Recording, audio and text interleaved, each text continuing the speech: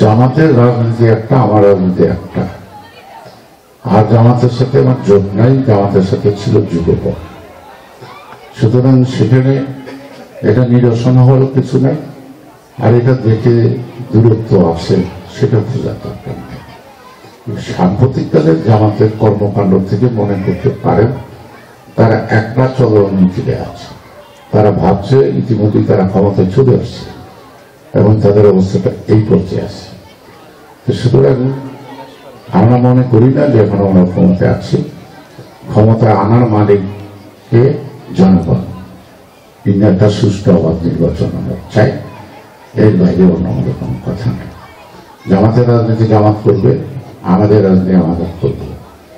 ইতিমধ্যে জামাত একটা নিষিদ্ধ পার্টি হিসেবে বিবেচিত, এটা অন্যায়, কিন্তু এখনো কিন্তু এটা ফয়সালা করে নাই তারা।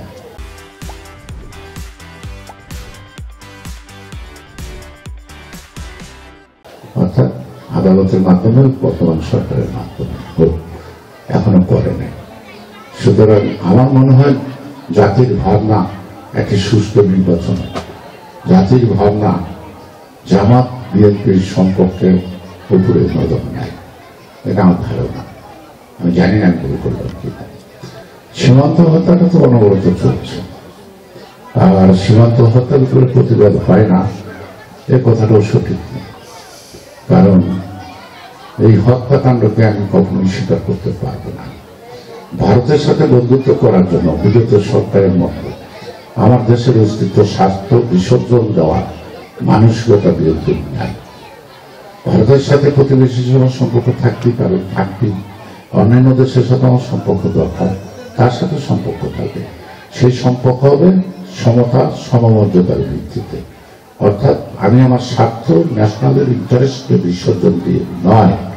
সেই কারণে আজকে আমার জাতি আমার বর্ডারে ক্লিন হবে, তাকে আমি এগিয়ে যাব ভারতের সাথে সম্পর্ক করার জন্য। এই কথাটা না ভাবাই ভালো, না ভাবাই ভালো, এটা পরিষ্কার করে বলে দিলাম।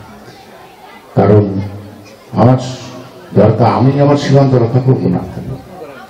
আর আমার সীমান্ত একটা প্রশ্ন থাকে কেন, বিগত সরকার 16 বছর এতগুলি রাষ্ট্র একটা গুলি ফেরত দিল না কেন? বর্ডার তারা কেন অস্ত্রবিরতি ঘোষণা করবে? আর বর্ডারে যদি আমি পাটা গুলি না করতে পারি, তাহলে আমি কোটি কোটি টাকা খরচ করে কিনে কেন, গুলি কিনে কেন? আমি আমার বক্তৃতা বহুবার বলছি যে বর্ডার গার্ড যদি বিএসএফ এর পাল্টা জবাব না দিতে পারে, তাহলে তাদের রাখার দরকার কি? কিছু চোখে যারা হারিকেন দিয়ে দাঁড়া করে ফেলে তো হয়, আমাকে তাদের পিছনে পয়সা খরচ করতে হবে।